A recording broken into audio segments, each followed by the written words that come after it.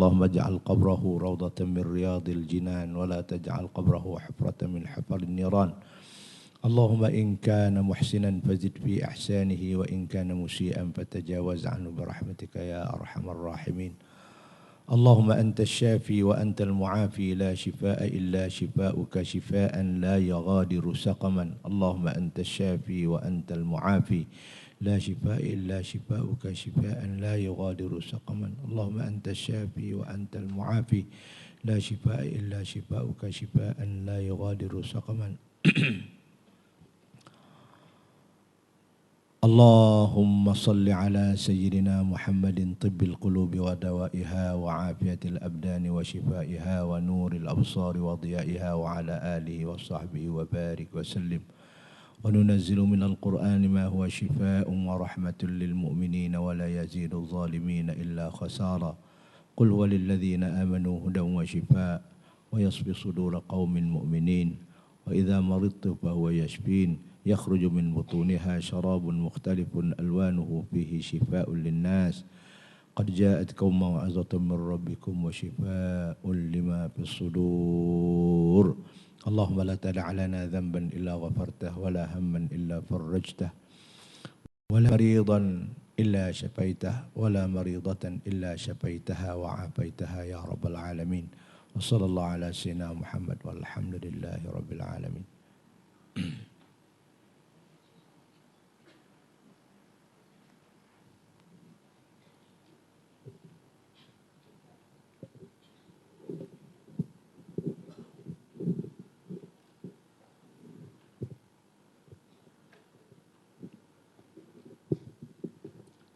Assalamualaikum warahmatullahi wabarakatuh.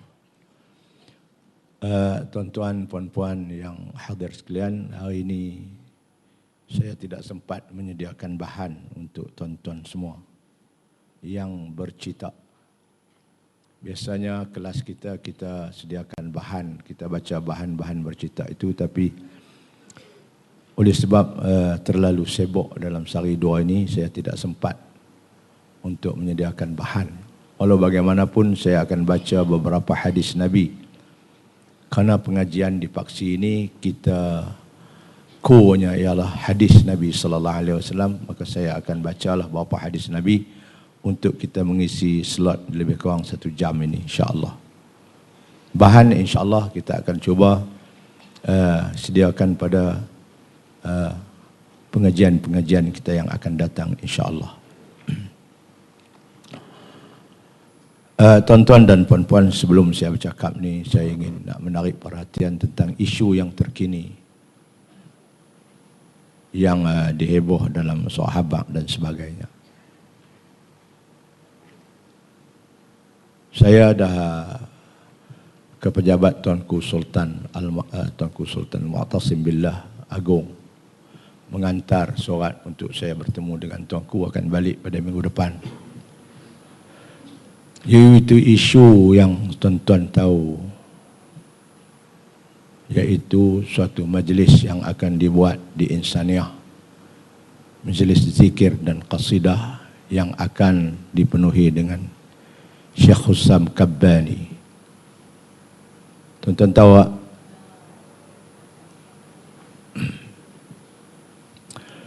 tak? Sebenarnya sewa Insaniah itu tidak dalam makluman pihak-pihak kita.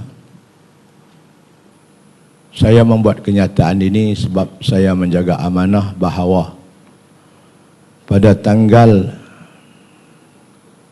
3 hari bulan April tahun 2000, Jawatan Kuasa Fatwa Kebangsaan telah membuat keputusan bahawa Tariqat Naqsyabandiyah Aliyah, Naqsyabandiyah ni banyak ni, Mujaddidiyah lah, apalah, apa banyak. Tapi Naqsyabandiyah Aliyah adalah tarikat yang menyalahi ahli sunnah wal jamaah, dan dia adalah tidak dibenar berkembang di negeri di seluruh Malaysia.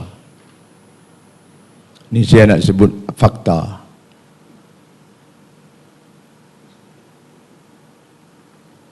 Kemudian setahun lepas itu, 2 hari bulan April 2000, lebih kurang kalau tak salah ingatan saya, keputusan fatwa kebangsaan. Setelah dia orang buat kajian terperinci.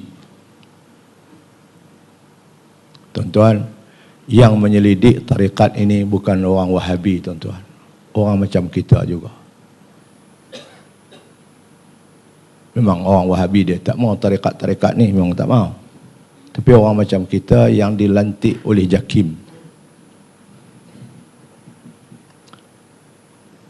Kemudian pada tanggal 29 hari bulan Julai 2001, lebih kurang setahun lebih lah, setahun 3 bulan,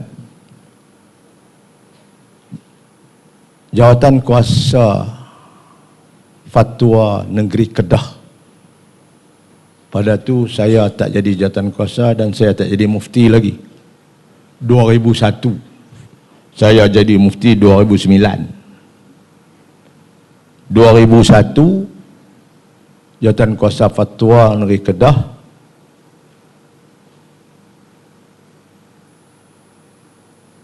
menyatakan bahawa tarikat itu juga adalah sesat dan tidak boleh berkembang di negeri Kedah. Jangan salah saya, 2001 saya tak tahu duduk mana lagi masa tu. 2001 ni saya di Insaniah lah kot. Saya pun tak jadi Jawatan Kuasa Fatwa lagi.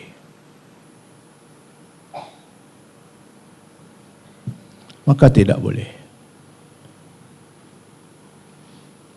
Jadi apabila mai isu tu 2014 ni, saya kod baliklah keputusan fatwa itu bahawa tidak boleh.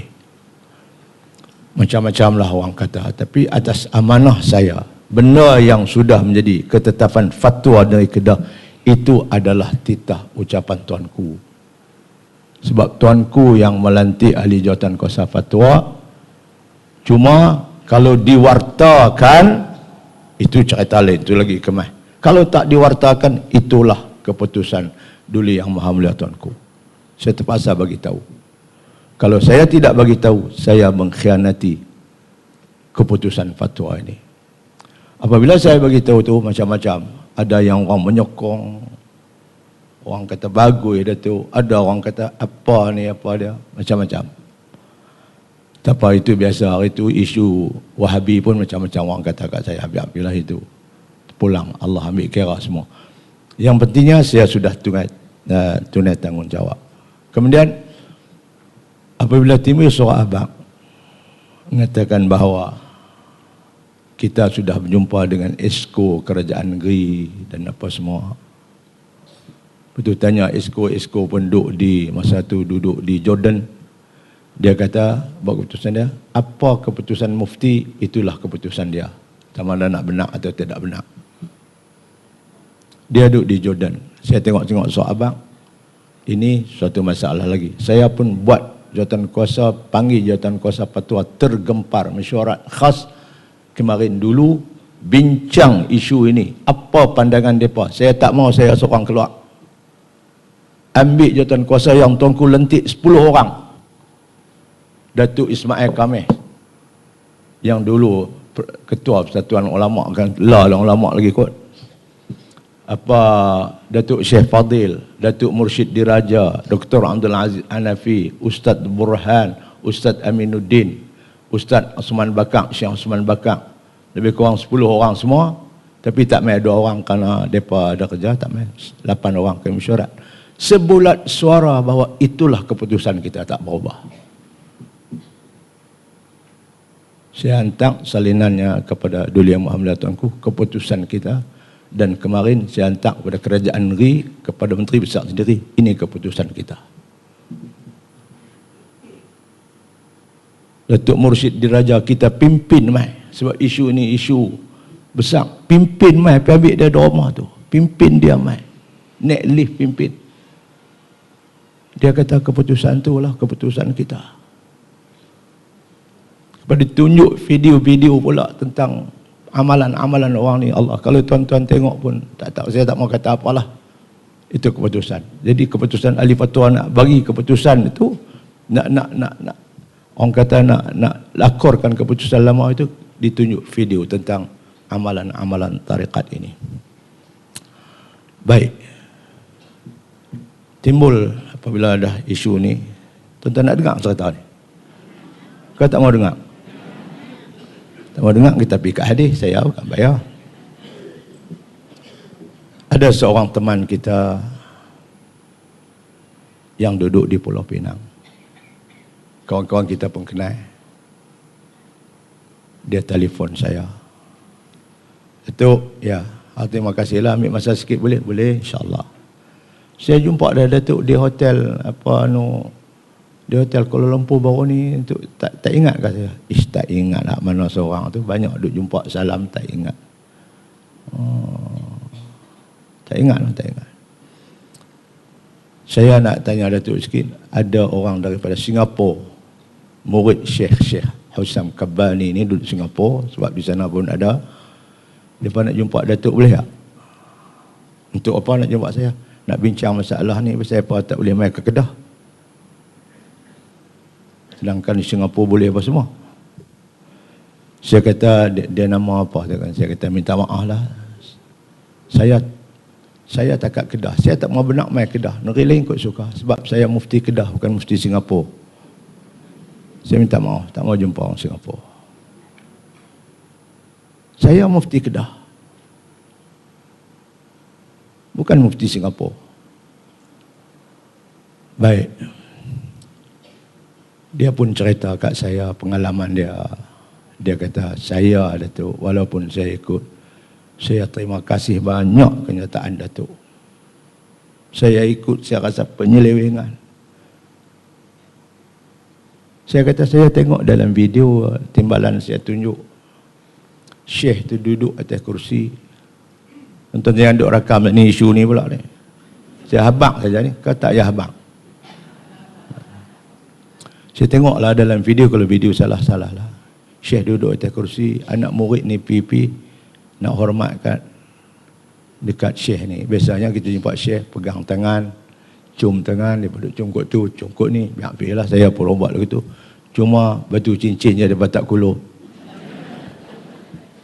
Saya cium kot tu, kuluh batu cincin semua. Tak apalah, biasalah. Tapi ada orang warak cium tangan pun dia tak bagi. Tok guru saya dulu tak bagi, tak payah cium-cium tangan lah. Aku pun macam hang juga buat dosa. Tak apalah, cium tangan guru tak apa. Hak ni bukan cium tangan tuan-tuan. Dia sujud cium kaki.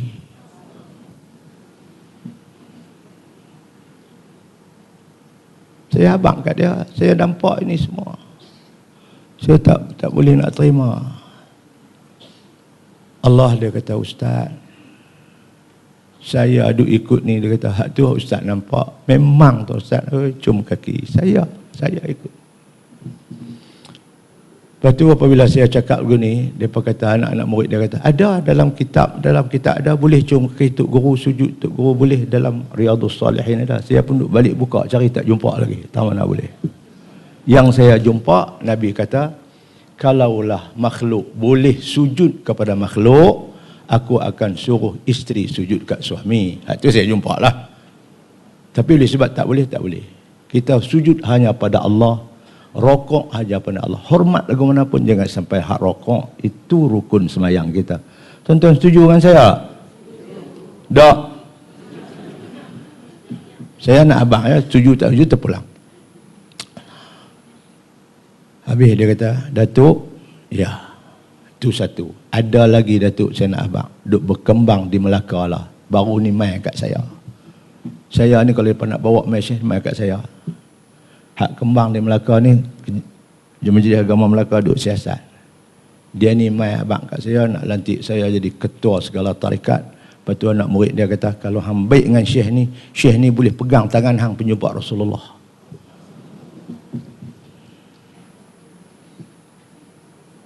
Tok jaga ni ada di Melaka. Nama ada abang gini. Saya ingat Allah. Ni lepas tu ada satu lagi Kak Jitra. Dia ni menikah, saya orang Arab menikah, lepas tu tak boleh Jitra dia pergi Kelantan apa semua, tak boleh pergi semua dah. Hak ni pun kemas juga. Tak apa. Kemarin dulu tengah saya duduk bawa kereta sendiri balik. dapat satu telefon. Telefon ni daripada Singapura. Saya pun angkat, dia cakap Arab dengan saya. Yang cakap Arab dengan saya, yang telefon tu ialah Syekh Husam Kabbani sendiri. Dia tanya saya, tengah jam dah cakap Arab dengan saya. Pasal apa yang kami tak boleh pergi Kedah, apa semua ini. Kami ahli sunnah wal jamaah, apa semua, bukan ini, gini. Saya kata, ma'alish Syekh. Kami di Kedah terikat dengan fatwa kebangsaan, fatwa markazi. Apa fatwa sana berhubung dengan keputusan mereka, kami kena akur, 14 buah negeri kena akur. Sebab dia orang buat kajian terperinci. Kalau tuan tak puas hati pasal apa, saya nak beritahu tak boleh. Saya hanya akur kepada kefatwa tu dan fatwa negeri Kedah sudah putus. Tuan boleh tanya mereka, tang mana yang mereka tak puas hati. Bukan saya nak jawab. Lepas tu gini. Akhirnya dia pun lagu terima lah. Dia kata aku faham. Gini. Tapi dia faham. Dia kata lama dah keputusan tu 2000. Dia kata lah ni dah 2014 lama.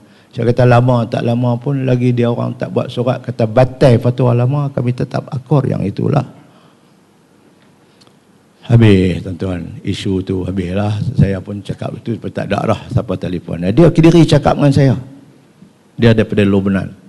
Lebih kurang tengah jam saya pun break kereta tepi jalan cakap dengan dia. Ini keputusan kami gini.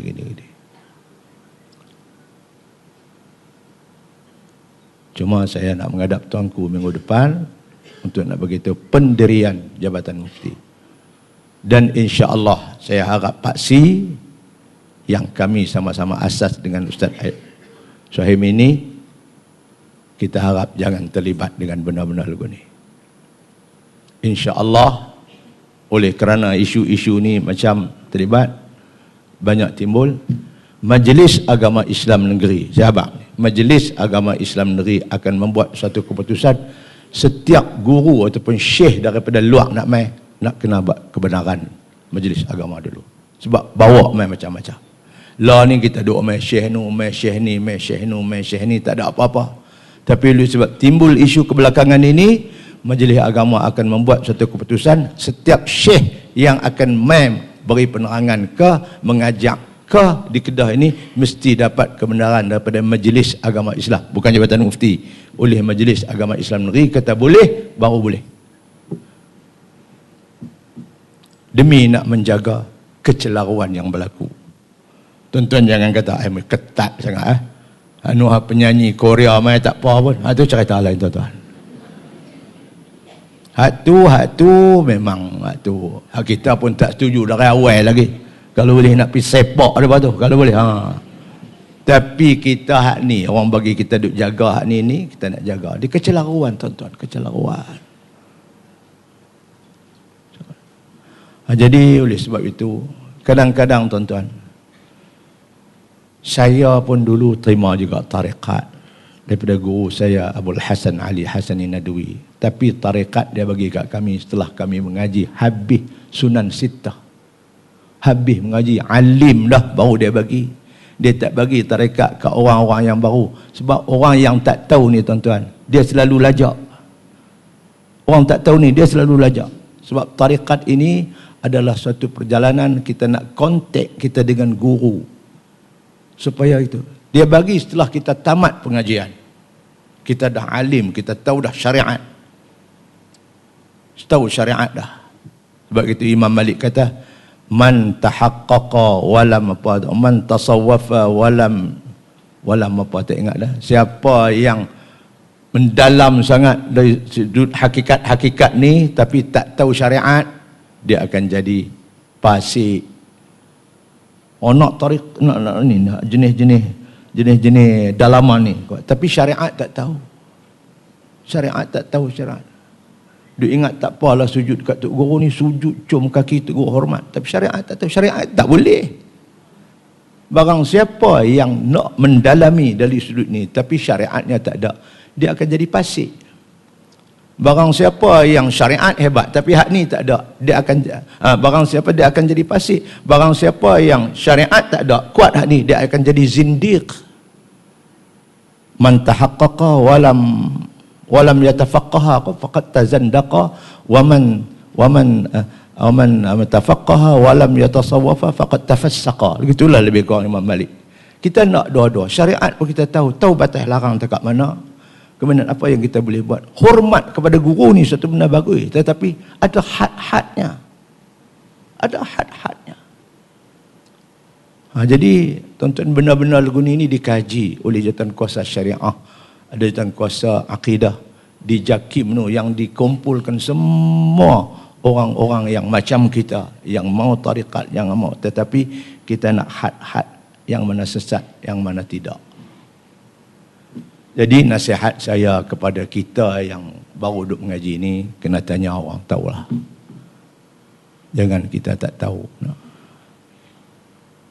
Jangan tuan-tuan, jangan. Saya pun nak kata saya pun jahil jugalah, tak erti, tetapi kerana itu amanah dan keputusan itu dibuat oleh para tuk-tuk guru kita, tuk ayah kita dulu. Masa tu mungkin Datuk Majid masa tu ataupun dah buat keputusan, itulah keputusan kita. Dan alhamdulillah pihak insaniah pun tarik baliklah kebenaran untuk buat itu. Wallahu alam, nak buat di mana pula tak tahu. Jadi saya harap penerangan saya ini menjelaskan kedudukan sebenar Jabatan Mufti dan ahli Jawatankuasa Fatwa. Kalau tuan-tuan ada rasa nak marah, jangan marah saya seorang, marah 10 orang semua kami. Keputusan bukan mufti, keputusan Jawatankuasa Fatwa. Mufti hanya sign saja di bawah, sebab saya pengurusi Jawatankuasa Fatwa.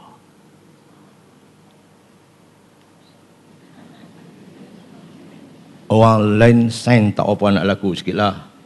Saya lah sign. Tapi dalam syarat, saya dengar sajalah apa mereka kata dan keputusan bagi pandangan-pandangan apa semua. Kita buat. Syarat dengan ulama ni senang tuan-tuan. Dia tahu dah. Bukan syarat lagu kita kok kampung tu, tuan-tuan. Syarat nak kenuri pun sampai kawah musin.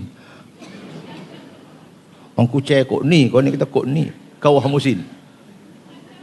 Syarat dengan ulama-ulama ni senang tuan-tuan. Sat je syarat, perinci, bawa marajak kitab-kitab itu keputusan kita.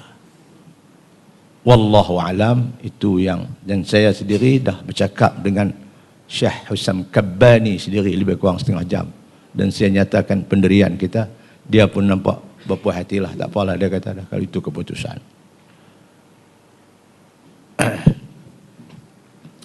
Kita duk takut hak Melaka tu mai pula. Dan baru ni ada satu juga sampai kat saya telefon daripada seorang daripada Kuala Lumpur. Datuk, ya, ni Datuk Mufti kah? Ya. Saya ni duduk Kuala Lumpur. Ya, boleh nak cakap sikit? Sila. Saya pergi Gunung Jerai kemarin dulu.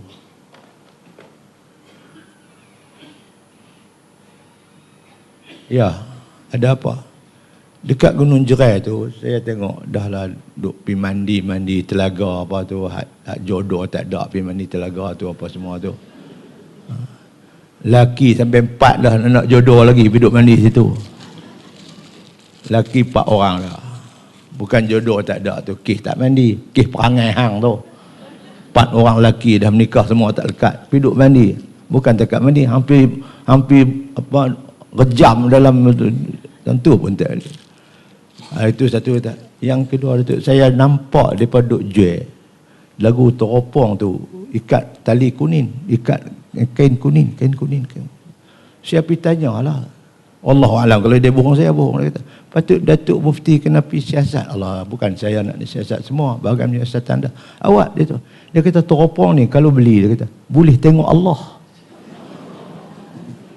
Je Gunung Jerai. Saya mana tahu, saya duduk. Kalau beli, dia kata teropong ni, balik teropong nampak Allah. Ikat dengan kain kuning. Saya malu pasal dia kata duduk Gunung Jerai. Dia kata awak Jabatan Agama Datuk Mufti duduk biar orang lagu ni. Kita tahu benda-benda ni benda tak betul. Kita pun tak tahu, Gunung Jerai pun tak pernah naik. Ada rupanya tuan-tuan. Ini benar-benar yang tak tahulah tuan-tuan. Kalau boleh pegang tangan, boleh jumpa Rasulullah. Saya pun berasa nak pergi juga tuan-tuan. Ni Syekh ni, dia kata kalau hang baik dengan dia abang kat kawan tu abang kat saya. Baik dengan dia boleh pegang tangan, boleh jumpa Rasulullah sallallahu alaihi wasallam. Dia orang perantaraan yang boleh bawa kita jumpa Rasulullah sallallahu alaihi wasallam. Allah. Tahu tuan-tuan, tak payahlah kita ajak yang mudah orang faham lah. Allah nak bagi kat dia habuan masing-masing. Allah. Imam Ahmad bin Hanbal dalam sejarah wallahu alam, saya baca dalam dia pernah bermimpi berjumpa dengan Allah. Tapi dia tak cerita kat orang tuan-tuan. Imam Ghazali berapa puluh kali berjumpa dengan Allah. Berjumpa dengan Rasulullah sallallahu alaihi wasallam. Tapi itu rahsia Allah bagi kat kita. Orang tanya saya, Datuk pernah jumpa mimpi Rasulullah? Tak pernah. Awak? Tak pernah jumpa Datuk Mufti? Tak pernah. Nak jumpa ke mana dosa banyak, Nabi pun tak teringin nak jumpa dengan kita. Kotok kita ni. Tak ada abang kat orang jumpa tak jumpa pun hak tu habuan Allah bagi kat kita. Nah, kita jangan ifsya isir, jangan duk buka rahsia Allah kepada orang. Korang sopan dengan Allah Subhanahu wa taala. Aku bagi pun cara rahsia kat kamu, kamu pergi duk buka kat orang. Tak berapa cantik tu rahsia kita dengan Allah. Sebab itu karamat fala awliya, kata dalam kitab tauhid, yang paling hebat sekali wali itu sendiri tak tahu karamat dia.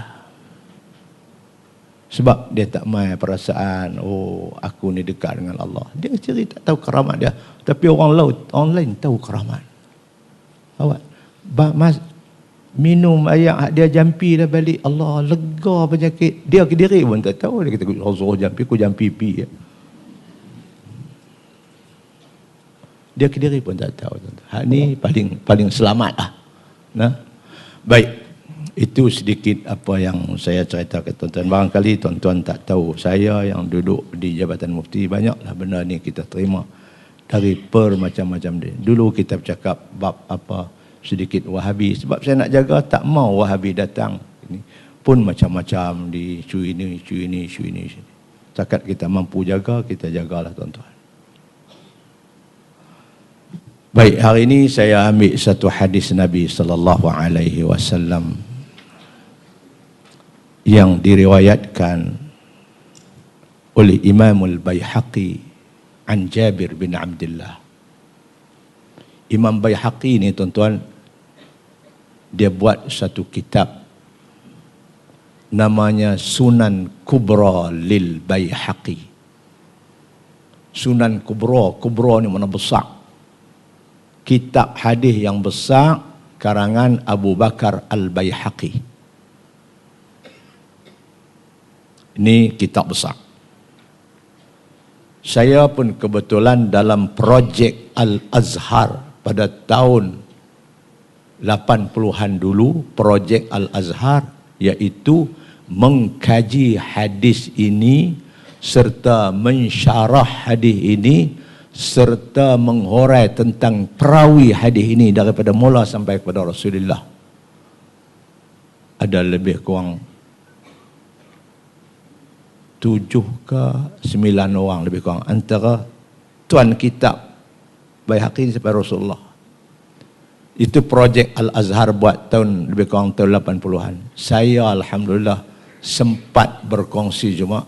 Saya mengkaji 500 hadis daripada kitab ini dan mensyarahnya 500 hadis serta menghurai tentang kedudukan perawi setiap hadis 500 itu untuk kita nak menghukum hadis ini sahih ataupun tidak. Alhamdulillah, saya buat tesis MA saya, kitab Sunan Kubra Baihaqi ini lebih kurang 1200 muka surat. Alhamdulillah. Saya ada saham saya di dalam kitab ini. Dan kita letak di Al-Azhar. Dia orang bagi degree saya hadis pasal itulah. Baik. Imam Baihaqi ni, dia ni penyokong kuat mazhab Imam Syafi'i. Sehingga kata para ulama,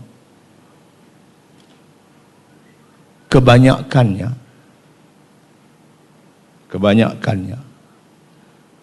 kitab-kitab hadis yang dikarang dulu, Imam Syafi'i banyak terhutang budi dengan pengarang-pengarang kitab itu. Sebab apa? Sebab Imam Syafi'i dapat ambil daripada hadis-hadis karangan mereka, Bukhari, Muslim semua, untuk menyatakan pendirian mazhab dia. Terima kasih banyaklah sebab orang ni karang kitab ada hadis-hadis. Tetapi kecuali Imam Baihaqi sahaja yang, kalau yang lain tu Imam Syafi'i tu hutang budi kat depa, Imam Syafi'i tu hutang budi kepada mereka, tak silap. Bagaimana tu dia kata? Tapi dia kata sebenarnya kitab Imam Baihaqi ni Imam Syafi'i terhutang budi kat dia sebab banyak hadis yang diriwayat menyokong mazhab Imam Syafi'i. Dia ni orang Imam Syafi'i ni, Imam Baihaqi ni. Jadi dia riwayat satu hadis pada pagi ini. Hadis ini diambil daripada seorang sahabat Nabi yang bernama Sayyidina Jabir bin Abdullah. Jabir bin Abdullah ini masuk dalam ranking 7 orang sahabat yang diberi gelaran Al-Mukthiruna fir Riwayah. Sahabat-sahabat yang banyak meriwayat hadis Nabi. Ada 7 orang. Kategorinya lebih pada 1000 mereka hafal hadis Nabi, riwayat hadis Nabi. Kita sebut mereka ini adalah perawi-perawi hadis yang banyak dari kalangan sahabat. Ada 7 orang. Nombor 1 sekali Abu Hurairah. Nombor 2 Abdullah bin Umar. Nombor 3 Anas bin Malik. Nombor 4 Abdullah bin Abbas. Nombor 5 Sayyidatina Aisyah. Nombor 6 Jabir bin Abdullah.